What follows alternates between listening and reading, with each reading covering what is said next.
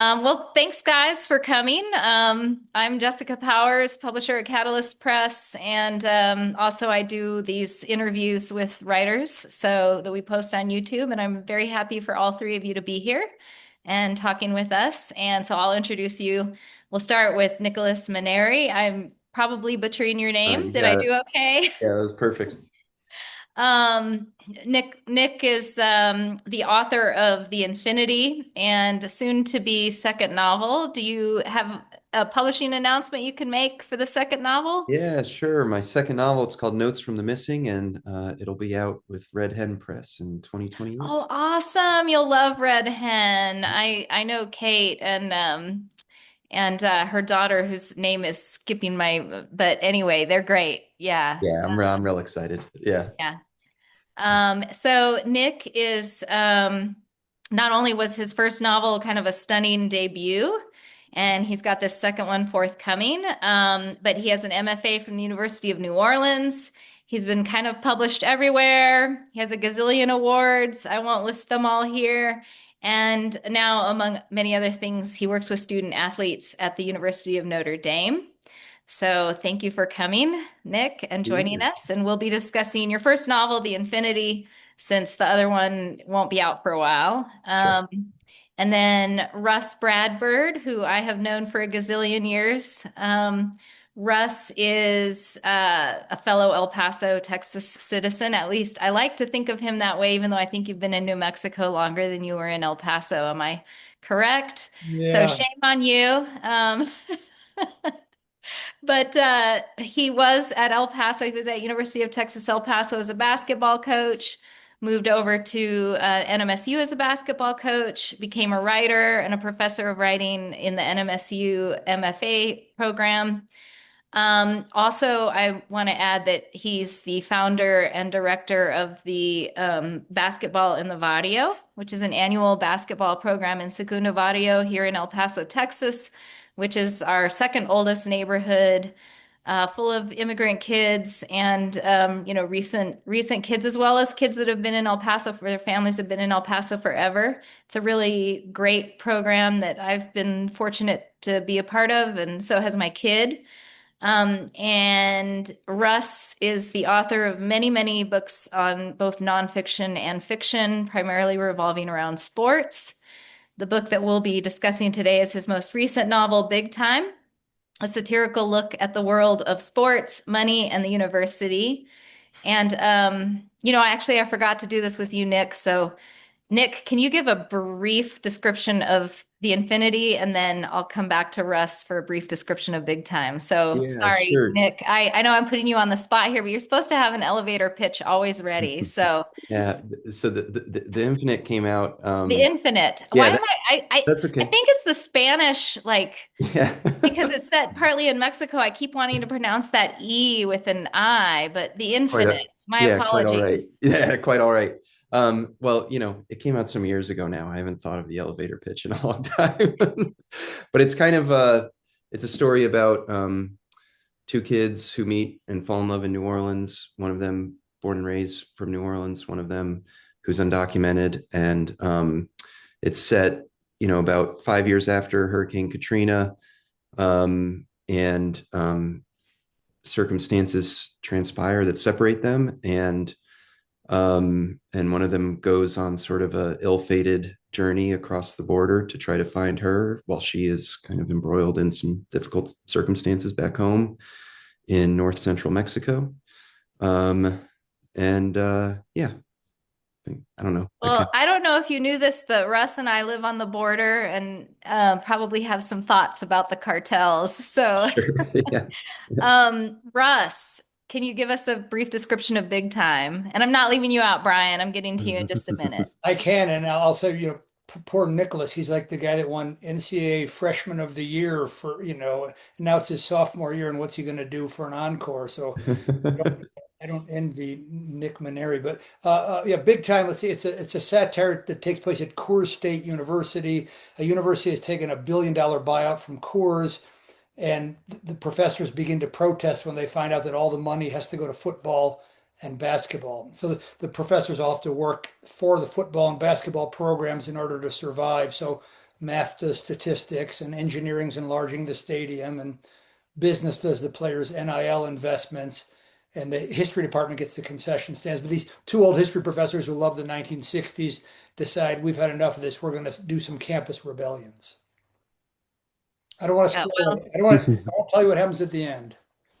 well, personally, I mean, I've been around your novel for a long time, but as somebody in both English and history departments over the years and graduate degrees in both, I found it hilarious. So can't wait to discuss it. Bryan Kromm is the author of a couple of novellas. His most recent is Young and Hungry. So I want to just say Bryan's writing is distinct. He has a tendency to present characters that aren't finely, intimately drawn, but rather broadly sketched, characters that end up representing archetypes in humanity. And they present an unusual commentary thinking about ourselves and the human condition beyond the archetype. Bryan's a professional hockey coach for the Trail Smoke Eaters in British Columbia. And Bryan, I'm actually going to ask first of all for you to give a brief description of Young and Hungry, and then my first question is directed to you. So can you give us a brief description of Young and Hungry? Yeah, I can give you a really, really short description because it's a very, very short novella. It's basically a journey, a young journalist and her uncle, and then a person in the community who's kind of known as somebody who's has kind of an adventurist or goes out and does a lot of things with his time. They all kind of combine to go find long lost prodigy of two well-known authors. So that's kind of the start of it all. Yeah. Thank you. Well, my first question is actually for you, which has to do with what in the world does the name Trail Smoke Eaters mean? And what does Yeah. it represent? Like, So Trails, it's a mining town. So if you ever come to Trail, you can see the big smelter and the steam there. It's actually steam that comes out of the smokestacks. But there's a couple different stories for how the hockey team got the name. The one that I enjoy the most, I don't really know the true reasoning behind the name, but the one I enjoy the most is back in the day, you were allowed to smoke in the arena. So in the old arena, it was an older building, and when people smoked in there to watch the games, it fogged up everywhere, and so they started calling Trail the Smoke Eaters because of all the smoke in the arena. So that's one of the stories of many out there. Yeah. That's excellent. what is there another story, or is that the most interesting one? That's the one that I find that's the most interesting one. People just say it's because of the smelter and the smokestacks. You can see them as soon as you come to Trail.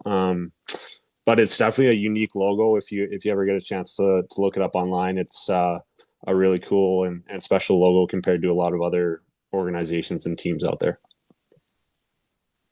Cool. Well, my first question will be for all of you, and it's about sports. And Nick, I know you don't specifically write about sports, but you work with student athletes. And I will say that Luce is a runner and is a student athlete. So you do have a character that is with deals with sports. But Bryan and Russ, you both worked as professional sports coaches, and Nick, you played baseball in college as well, if I'm remembering correctly. Can you talk a little bit about the ways that sports makes it into your writing? And I know that's an absurd question for you, Russ, but you can talk about it anyway. Um, why, why does sports make its way into your books? Why is sports important to write about? How does it influence your writing? Why should we be thinking about sports in today's world?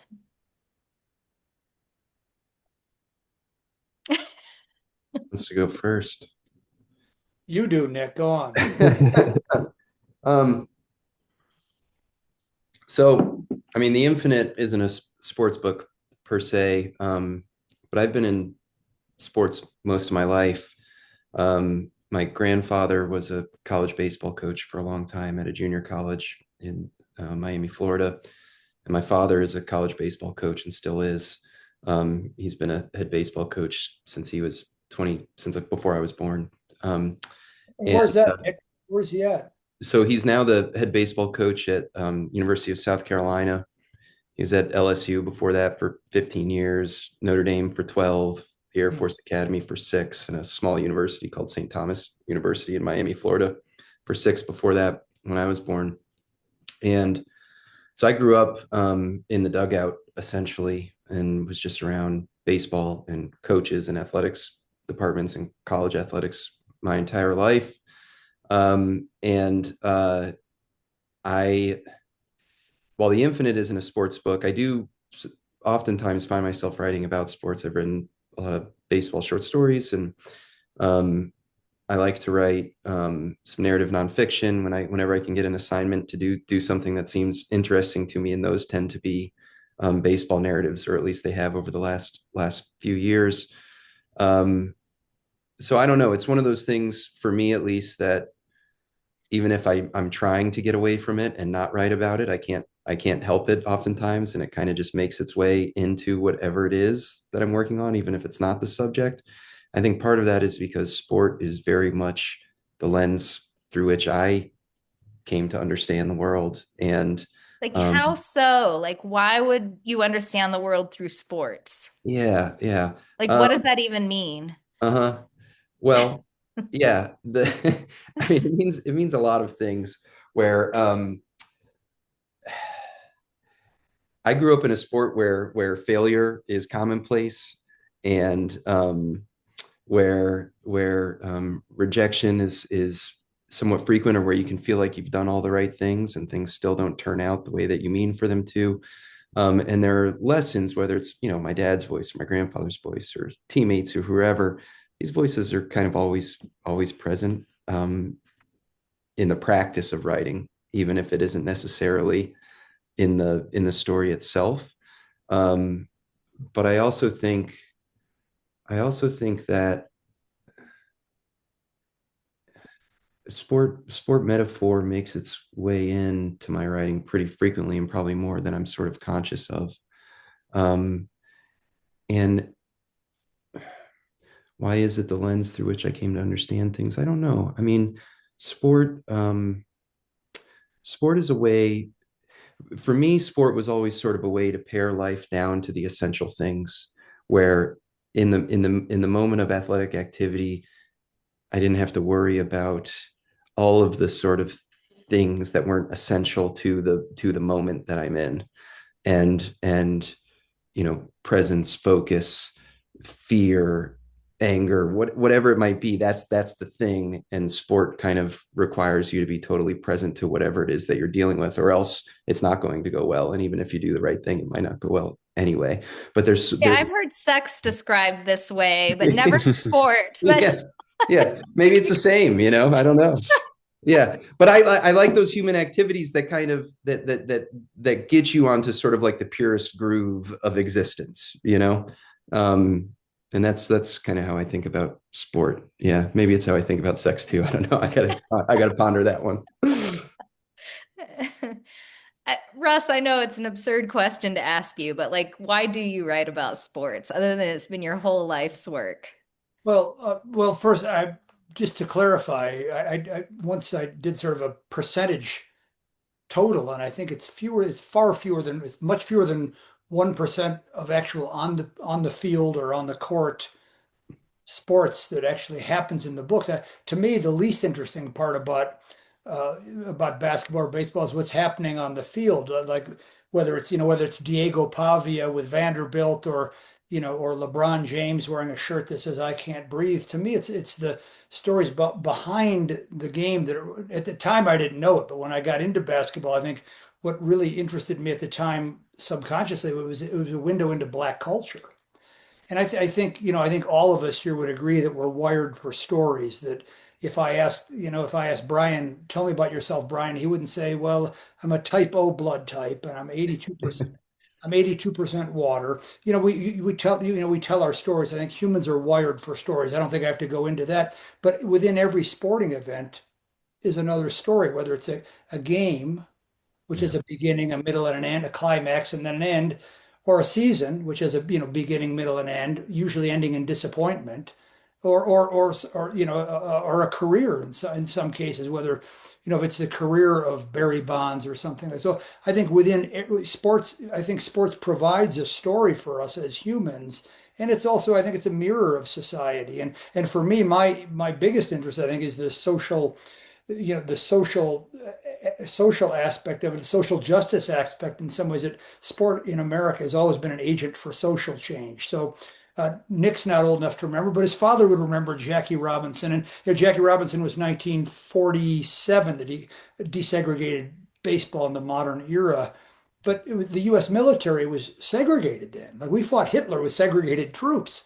And 2 years later, the U.S. military desegregated. It's uncomfortable to think about that, but for most Americans. So I think from Muhammad Ali to Billie Jean King to Martina Navratilova, I can never say her name. That sports has always been at the forefront of social change, and it also provides, I think, a sort of built-in conflict. Not always as much conflict in basketball as there is at a hockey game. What do you think, Bryan? Well, I wouldn't say, like, when I think about sport, I think more about, and this is just the way I think in general, but I think more about the psychology behind it and, what sport teaches people, what coaches teach players, how do people develop into something better than what they used to be. So those are all the kind of things that revolve around my head when I watch a game, or always looking at interactions between players on the benches. So I think that kind of folds into my writing, specifically, is just the way we're built as humans. And then, how does that translate to real life? There's so many things that sports teaches people, teamwork, adversity, all that type of stuff. So, yeah, that's kind of my 2 cents, I guess, on the topic is more what does it teach us as humans, and how does that translate? Mm-hmm. Well, sorry, go ahead, Nick. No, I to me, there's a resonance with storytelling and play. These are like two of the most ancient human activities that there are, right? Telling stories to make sense of the world and playing to learn about the world. And both require sort of the willing participation in or the acceptance of some sort of artificial structure or arbitrary set of rules or something, right? And we all come to it as willing participants and step into sort of like the magical realm that we're creating together, in order to, whether it be the arena or the book or the fire that we're telling the story around, we all come to it together, and then we leave it, we experience something together and then leave it, somehow different than we were before. Yeah. That's all very positive, all three of you, and I love that. But obviously, like we're going to get to the writing, but Russ's book really kind of delves into this much more specifically, that it's not so positive these days in sport, right? What I sent you something just a couple weeks ago, Russ, about the Utah. Was it Utah, or I thought it was in Indiana, where they are now sending us, allowing big money to come in and fund. Yeah, you can invest in the University of Utah sports athletic program through some investment firm or through hedge fund managers. It was interesting to hear Bryan talk about that, because those kinds of ideas, I think, are why I got into sports and why I was interested in sports and why I got into coaching. But I had to say, when Bryan Kromm said that, I thought, well, this guy's not at the University. He was not at University of Wisconsin. He was at, I think, at Stevens Point and Lawrence University of Kansas and Simon Fraser University of Canada. I think those things are still true. I don't think it's true at all anymore in Division I sports. And I would challenge Nick. I know Nick is on the educational side of things. I don't mean to challenge you personally, but let's put our heads together and think, Nick. When was the last time a player got declared ineligible in NCAA football or basketball? I'm talking about, the 350 schools in Division I basketball, and Division I football. Like no one ever gets declared ineligible anymore now. Either they're just tremendous students, or that there's something funny going on at our universities. And I would say, I know at New Mexico State, a few years ago, I found out there was a 7'7" guy that we had, believe it or not, that was struggling in his English class.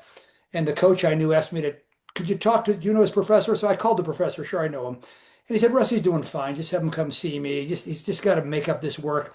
And when I asked the assistant coach, this is maybe 20 years ago at New Mexico State, And I said, what about his other classes? Is he okay? And he says, oh yeah, the other 4 classes are all online. And I thought, why would this kid be taking online classes? It's fall. We don't even travel. We travel to El Paso in the fall from Las Cruces, 40 miles. But why are there? So I think it brings a tear to my eye to hear Bryan Kromm say that stuff. But I don't think it's I don't think it's true anymore. I think it's all about money, particularly in the world I came from, which is the world of basketball. My last book focuses more on college football, but from the world of basketball, it's only about the money now. And it's not the kids that invented this. And we can't blame President Trump either, Jessica, like you always do. I wasn't going to go there. I think in America at least, and Brian, I don't know, I'd be curious to say what you have to say about Canadian sport, but in America at least, the the way that our sports leagues look at any level, I mean, they resemble us and whatever our values are that seem to be in ascendance and or vices, whatever they might be. And when there's so much money involved and when that starts to matter, I mean, that tends to be the thing that shapes it. I mean, that's true from top to bottom now. I mean, in youth sport as well, where little league is struggling, community oriented leagues are struggling, and families have to pay. This is true of youth hockey as well, right, Brian? I mean, families have to pay ungodly amounts of money just to have teams, right? It's getting to be ridiculous, especially the hockey scene in Canada, especially at the youth levels. Like all these now they have it everywhere, but academies where kid travels from home and their parents are paying 70 grand because that's what everybody else is doing, right? So the communities are taking a hit everywhere, because when a kid becomes good enough, he doesn't stay in the community anymore. He's shipped off at 15 or 14 to go play for one of these academies and develop further. So it's unfortunate, but it's just the way that sports is going. And I'd agree with you, Russ. Like it's turned into pro sports at the Division I level, which I disagree with, and we can get into your book a little bit, but yeah, like I don't know, like if a kid, like if you're going to a school, like in my opinion, like you should be there for 4 years. Like you pick a school for a reason. Now you have the transfer portal where a kid can go for a year, and if he doesn't like it, he can up and leave, or if he's getting offered more money to go somewhere else. So at the end of the day, what suffers? Well, your education at the end of the day, right? So because you're getting a degree from 4 different universities over your 4 years, right? So yeah, it's interesting for sure.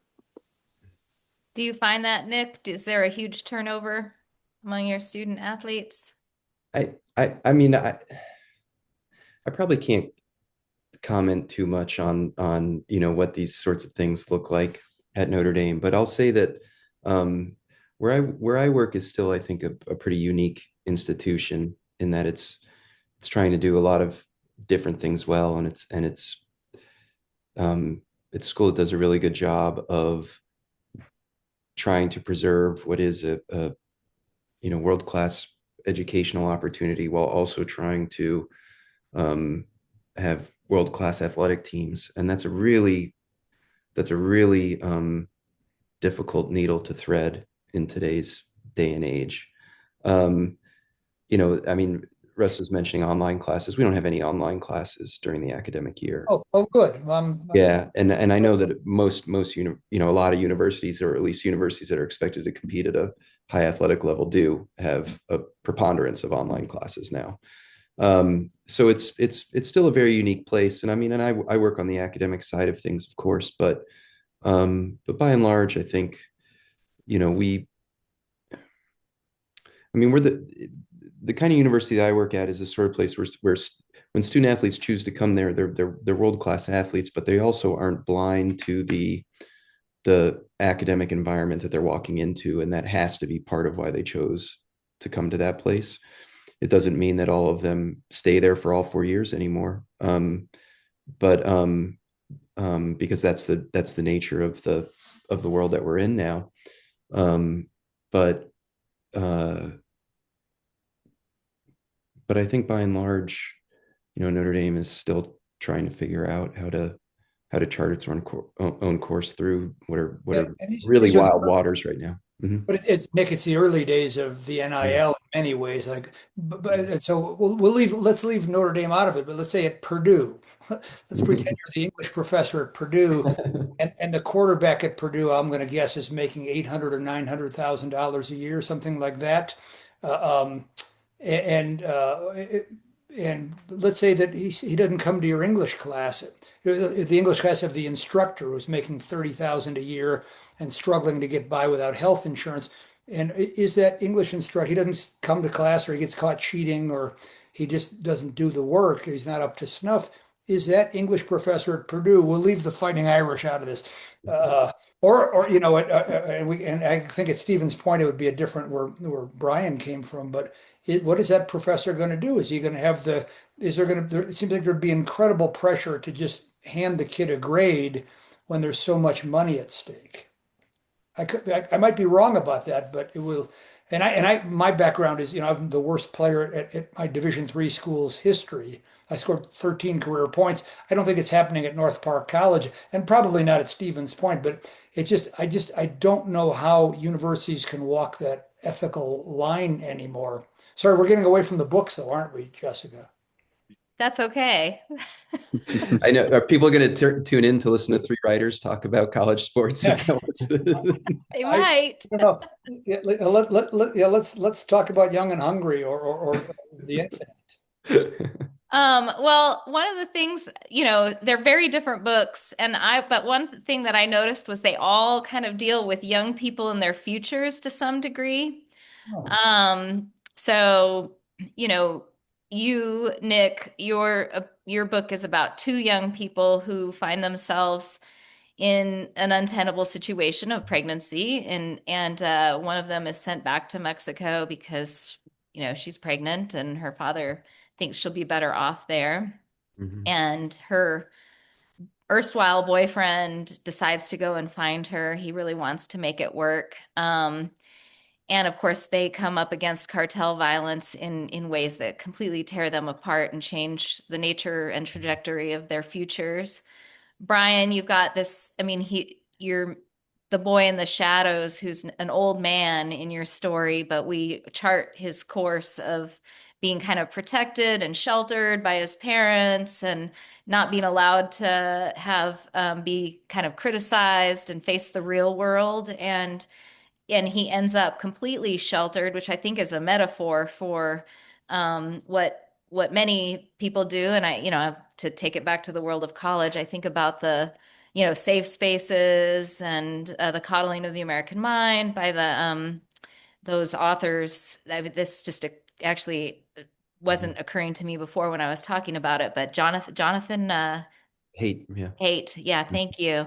And the ways our universities are kind of recreating this from an institutional standpoint, or did in the past. Let's see what happens. And then of course, Russ, although your book isn't primarily about young people, you've got these young student athletes who are being absolutely uh, failed by the system, which is all about, big money and sports and not at all about education and academics. And I'm sort of curious, like where, um, you know, there is hope in all of your stories, maybe a little less so in Russ's, which is, very satirical. But I guess I'm sort of curious about the ways that your book is commenting on the future for our kids and for, not all of your parents, but so not necessarily our kids in the sense of personally, but just our kids as Americans and Canadians. And how do you think your book comments on um, the world we're bequeathing to our children? can I talk about the Infinite?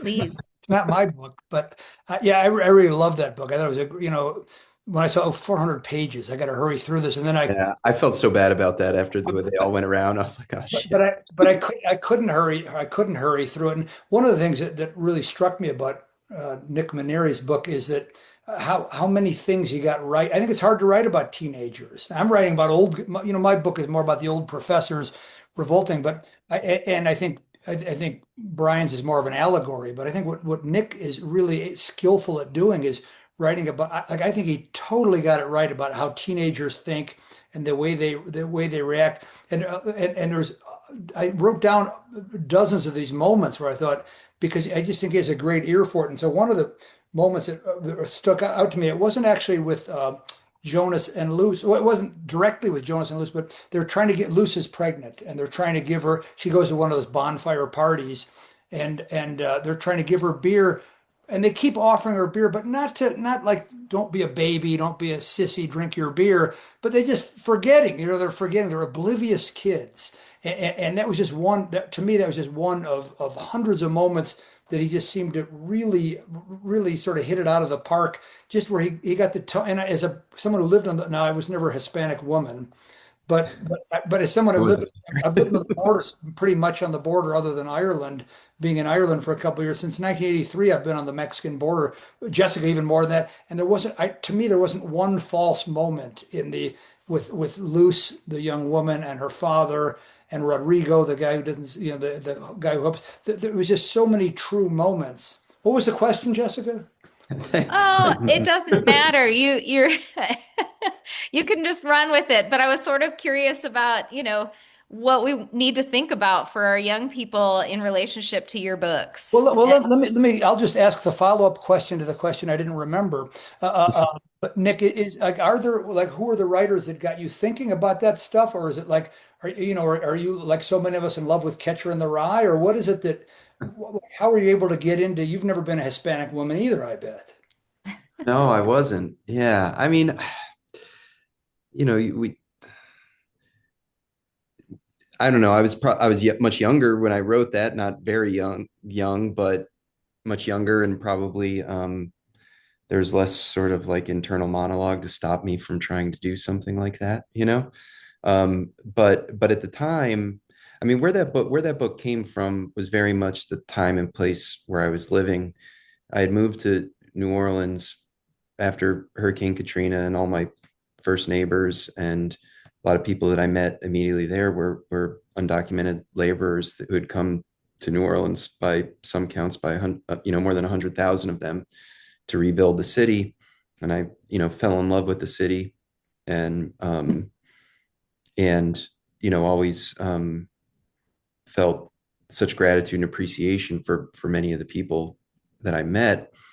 And I can remember very distinctly um, this book sort of coalescing in my mind actually during the midterm.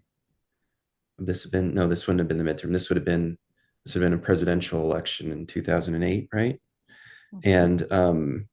And there were some political ads that were running at that time in the New Orleans market, and I looked it up, they ran in two other markets around the country at the time.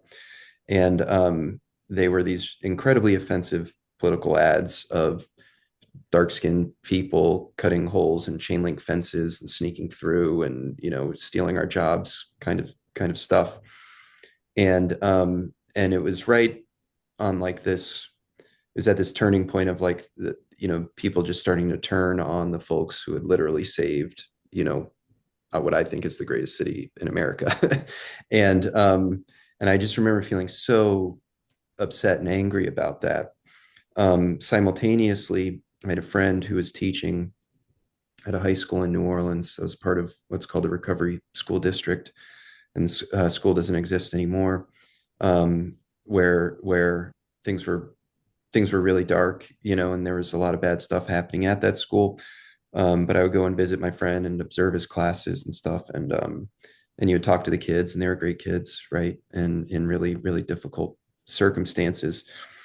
And these two things just kind of came together in my mind of ways that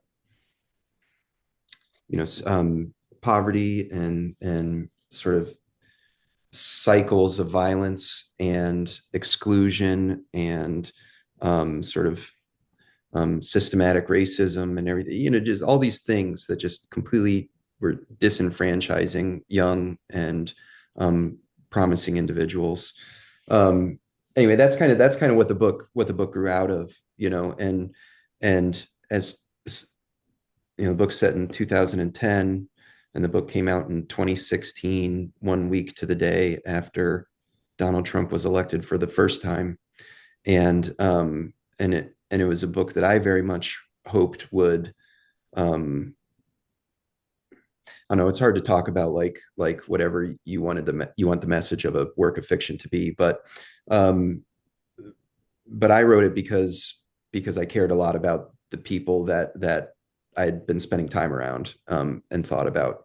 And of course, now now you look around at the rhetoric that is, much more prevalent than it was then, and much more distressing. And what's happening in cities, it's happening right now in New Orleans, people being dragged out of their homes and whatnot. And it was just happening up here in Chicago.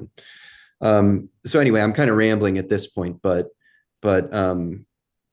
the future that I was kind of thinking about and hoping for at the time, I don't know, it kind of feels a little bit darker in this current moment, thinking about that stuff, I guess, to go back to Jessica's question. What kind of research did you have? Did you travel to Mexico? I was very curious about this because 2008, when you were 2009, 2010, when you were writing it, were really bad times with the cartels. And certainly those of us here in El Paso, and Russ will remember this, I think it was about 2007 that we just stopped going across the border. It used to be something that we did all the time. And those of us who grew up in El Paso, we'd cross over to Juarez all the time as teenagers, and young people. And suddenly in 2007, a friend was getting married across the border and nobody wanted to go, because it was Mhm. just too dangerous. So I'm just sort of curious what kind of research you were able to do. Were you able to?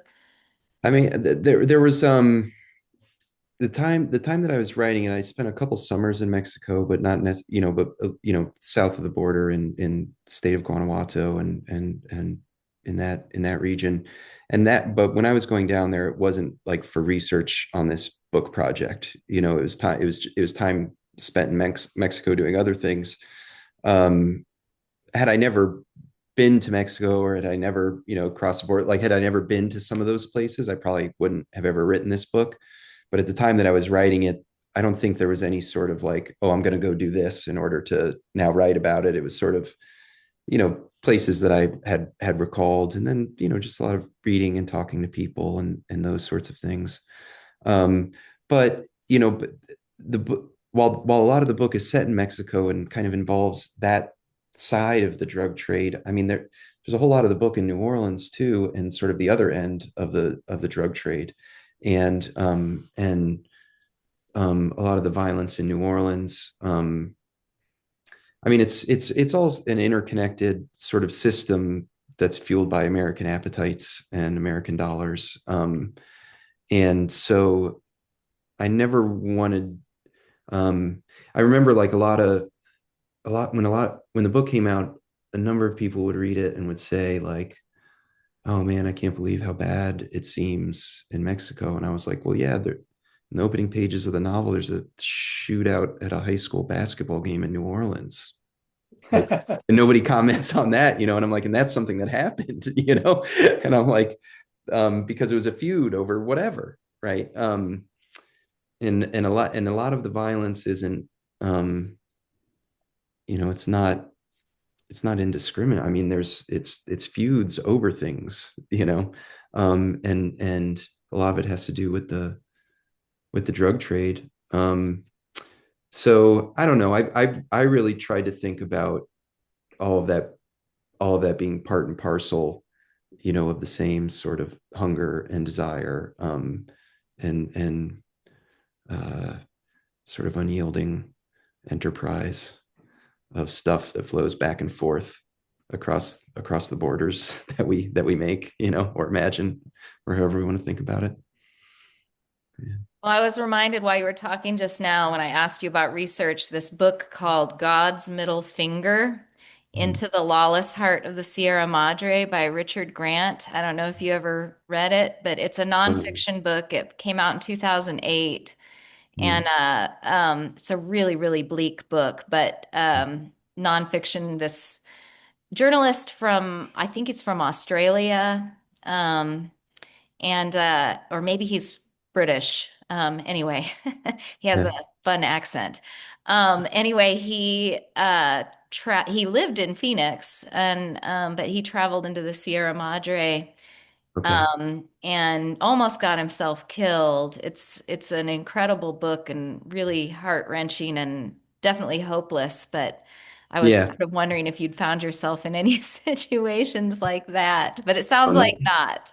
no, not so much. I mean, I remember seeing a couple things that were just always kind of like, oh, that's odd. That's something right there.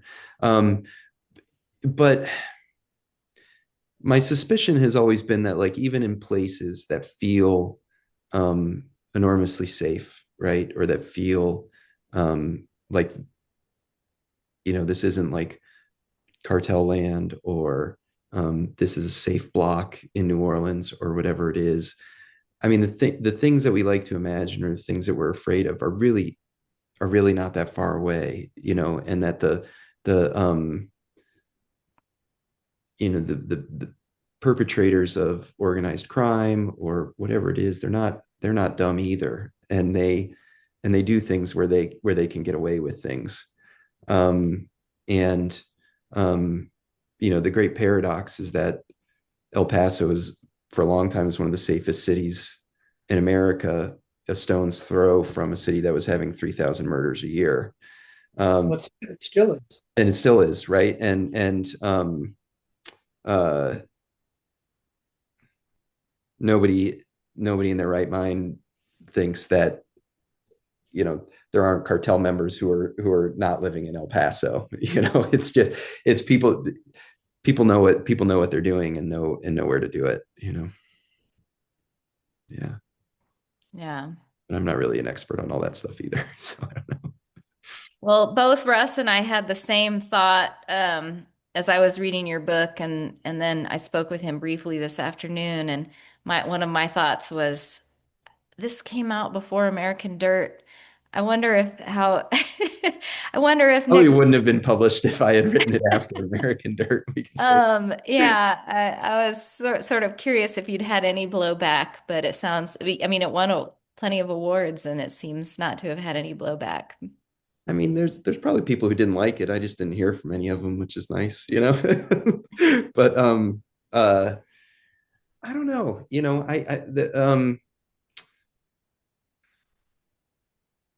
Yeah, I don't know. I don't know. I mean, this is one of those questions that we all have to wrestle with in our own ways, right? Of writing about experiences that aren't, by the letter, the experiences that we've had in our own lives.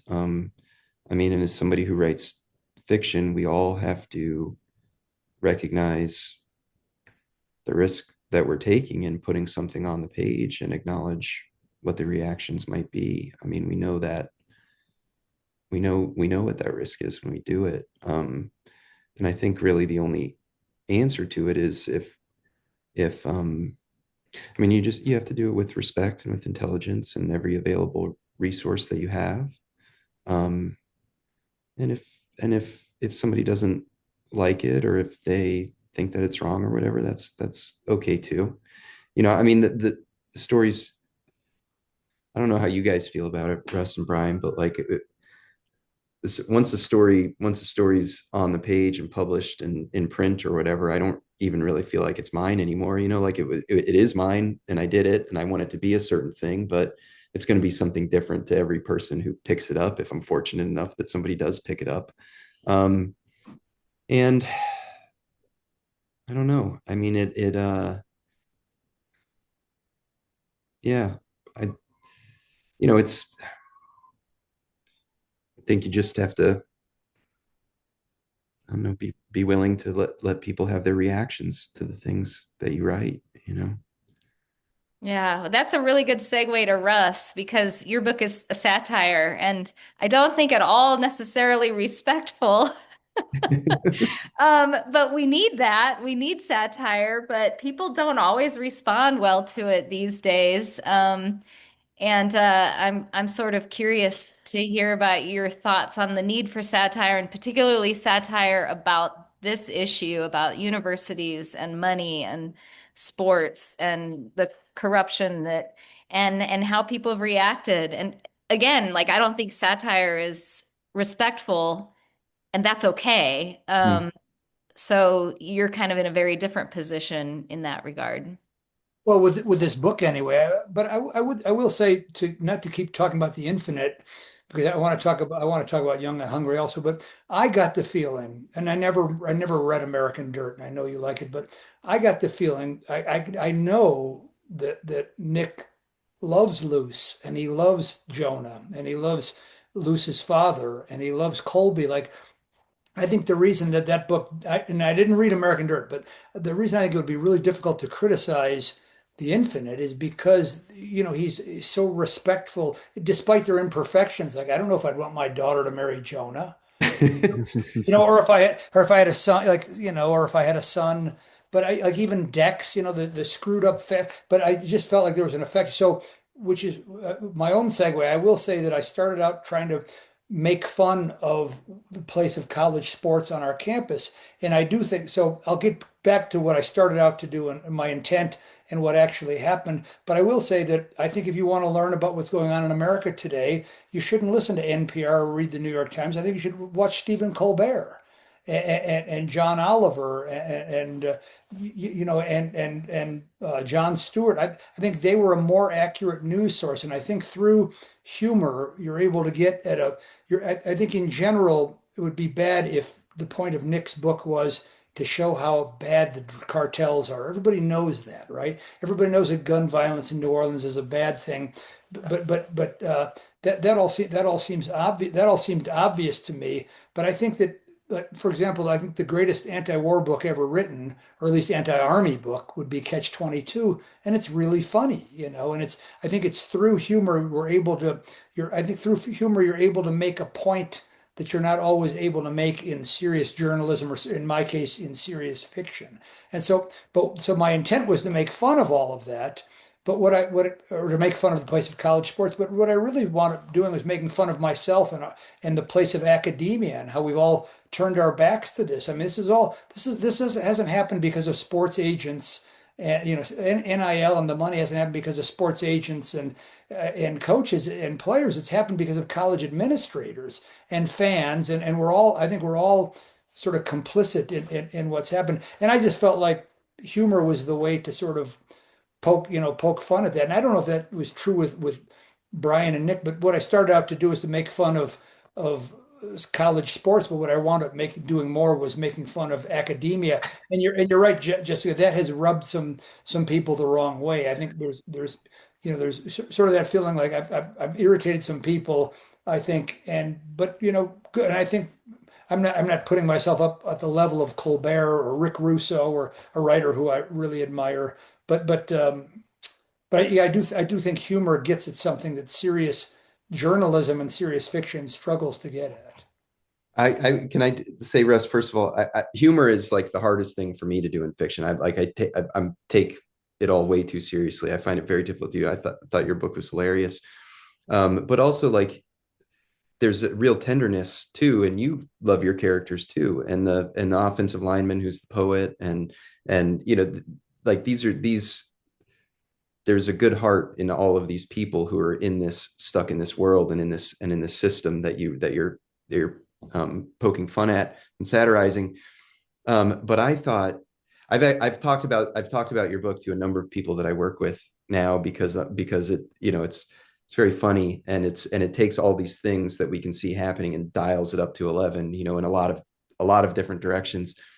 And one of my favorite parts of the book, and I don't think this is spoiling anything, but the encampment of the faculty protesters and how they can never get anything done because they keep forming a committee on the committee on the committee to decide what the next thing is, and so it's like there's like the really accurate send ups of like athletics, but then also of academia. Like it's all it's all happening in Well, the well, that's and let's get to Brian here, Jessica. But I will say that there was one impetus that started that book was in my second year at a faculty meeting. One of our new writing professor had said, you know, I've only been here for 8 weeks and already I'm bogged down with committee work and I'm really here. I'm a writer. I want to be a writer. I want to work hard at teaching and my writing, and I'm just bogged down with committee work.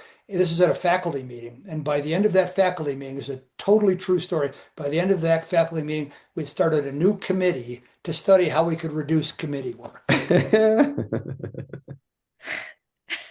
Maybe that's one thing actually for sport that kind of relieving in sport is like there's when you're in it, you try to cut out as much bureaucracy as possible and just get to the thing. Well, yeah, right, exactly. There it is, which is exactly what Ezra Klein's new book called Abundance is very much like that about the falling in love with the process or else falling in love with the results. And I think, especially in academia, we fall in love with the process quite a bit.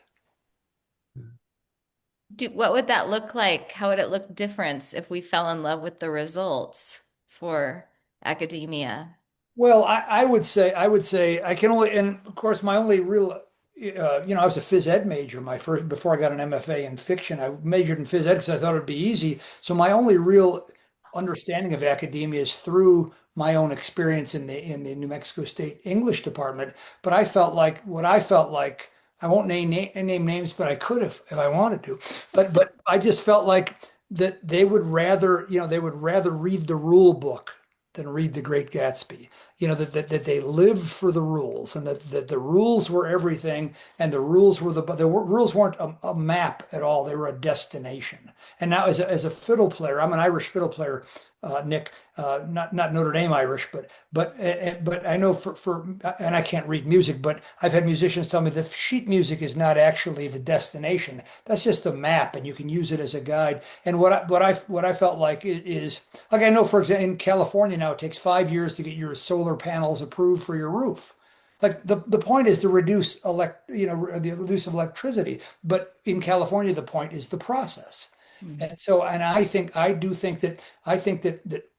at the New Mexico State English Department that people were far less interested in creating their own work and much more interested in let's go along with the process further. I think it kept them from being creative people. Hmm. Hmm. And the only way I could deal with it was was sort of to make fun of it. And piss some people off. Maybe no one is sitting to me. Well, I know well, I'll leave that alone. Let's hear from Bryan Kromm. Bryan, I'd love to hear you talk about why you write such short fiction. We've talked a little bit about that in the past and the value you see in having a story that you can sit down and read in one setting, or in one sitting. Can you talk about that a Yeah, little bit? so I don't really, Russ talks about fiddling, and kind of like I'm the same way with writing. Like I just sit down and write, and then I have an idea in my head, and then as it unfolds, that's kind of what happens. And when my idea is done, it's done. So that's kind of my process. I think that like today in today's world, like a lot of people like information in like short snippets, like get to the point. We go on our phones and we scroll 3 seconds, 3 seconds, 3 seconds. So I do think that there's value in somebody being able to sit down and read a book in an hour and get something out of it. I think that that wasn't necessarily my goal when I was writing, but I do think that there's some value in that because I think that time is probably our most precious resource, and what we choose to use it on is kind of how we live our lives, right? So somebody that can sit down and read a book in an hour and get something out of it, I think that is kind of nice, I guess. I have a goal in my writing life to be able to write books that are short, and I haven't achieved that goal yet. But because Brian's exactly right, like that's a beautiful thing to be able to sit down and read a book in a short amount of time and have the full experience of a book. Well, people aren't reading as much as they were, and I do wonder if there needs to be a revival of the short story because people might, it could be a gateway drug to bigger novels in a way. Mhm. I, I agree. well, I will tell the one connection with Brian and Nick sitting there is one of my favorite short story writers who taught at Notre Dame for a long time, but he's Canadian. But I wonder, but he's from the other side, Is it Brian. Ray? Who Yeah, is it? It's we don't. Alice, sorry, Who's that? Sorry. Alistair MacLeod, Mhm. who Okay. and you talked about slow, the slowness of fiction and how long it could. But this is a guy he essentially wrote three books in 35 years, and he taught at Notre Dame in Indiana. But his family was from Cape Breton and Prince Edward's Island and those kinds of areas. But for him, what interested me about him is he would write a story would take, if you read his collected stories, it's like every 4 years he would write another story, and his process was he only wrote in the summers because he had to teach and he had a family, but in the summers he had time. But I wonder, did they ever talk about Alistair MacLeod in Canada or South Bend? I'm sure they have. That's the first time I've heard his name though. So I gotta look him up. But He might have died maybe 4 years ago or 5 years ago. But yeah, I think he's one of the great not that he's undiscovered, but he's Yeah. was never as popular as he could have been. You're Yeah. probably They sitting only in this. wrote three books. Well, he wrote three, and then they combined his short stories into his collected short stories. So that was the fourth book, but it was just the combination of the two books of short stories. Mm. Hmm. Sorry, why did we go there? I can't remember. What else? Talking about the value of short Oh, well, of novellas or short yes. stories. Yes. Well, I love Ellis, although he's writing from a different time. I think like if I know that Nicholas has been compared to Cormac for McCarthy for good reason, but I always used to tell my students if Cormac McCarthy was Canadian and writing short stories, he might have been Alistair MacLeod. Mhm. Yeah, that sounds cool. I don't know what it is about short. I mean, I love novellas, and so Brian, I loved reading your book. Um, and it reminded me a lot. I mean, your book has this very like fable-like quality, and there's sort of like this dream-like veneer to it, that's really fun. But it reminded me in a way of like I don't know, like some of like Jim Harrison's old novellas or something like these they're long stories that are compressed into these very tight frames, and they move through a long period of time in a very quick way and involve like entire lives and life-changing decisions and tragedies and all this stuff. And Anyway, that was a quality that I really appreciated in that. And it reminded me that I like reading stuff like that. I need to read some more novellas. Yeah. And Brian, is there? I know that I kept thinking about the Grimm brothers fairy tales. I mean, there is a fable or fairy tale or allegorical kind of aspect, but is that something you grew up with? Like, was your mother reading you the Grimm brothers fairy tales and scaring the hell out of you as a child? no, I actually I'm new to the writing world. My parents weren't really heavily into literature, so and I had always kind of wanted to try writing. I think I was drawn to that. I was a little bit more of an introvert growing up, so it was kind of my way of expression. So I always wanted to try it, but and my first novella was kind of my first kick at the can, and Jessica helped me out with that one. But that was kind of my first try at it, so I had to read a lot because I hadn't like I said, I wasn't really into literature. I didn't read much, so I spent a lot, like probably 4 or 5 months just reading novellas, reading novels, reading all the famous classics, and all those famous authors to kind of get a feel for kind of how they wrote, why they were successful, and then what I kind of wanted to sound like when I first tried it. So this is all kind of new to me. Well, sometimes even though it's not new to me at all, it still feels new every time every time I tackle a new book or as either a writer or an editor. So, um, And I really enjoyed both your books. They were both great. They were both completely different, but no, I found myself falling into it and losing track of time because they were both awesome. Thank you. Well, can we close maybe with each of you saying what you're reading right now? Yeah, sure. I'm reading Richard Powers' last novel, Playground. Just a Wow. couple chapters into that. I'm enjoying it so far. I love Richard Powers. And I was also reading an older short story collection by James Lee Burke, who's a writer that I really like. Oh, we published James Lee Burke at Cinco Puntos. Oh, really? Yeah, we published, I'm pretty, um, I'll have to look that up. It was a country western novel that he did. Yeah. Yeah, I'll have to, do you remember it, Russ? No, but I didn't know that. I don't remember that, but that he had the sort of the Cajun detective. Yeah, Robichaux. Yeah, he's great. Yeah. Huh. Yeah, I was really fortunate that James Lee Burke, he's one of my favorite writers, and he just had his, I think he just had maybe his 89th or 90th birthday. And he's published 46 novels, 47 or 46, 47 books, something like that, but three of them are short story collections. And his maybe two books ago was a short story collection that was excellent called Harbor Lights. And I had not read his previous short story collection, so I'm going back and reading those. But I had really good fortune to interview him earlier this year for a little essay that I wrote about Harbor Lights, and he's just an awesome guy and a really sort of inspirational sort of being as an artist and creator, really thoughtful person. So I always try to promote his writing as much as possible. Yeah. Brian, what are you reading right now?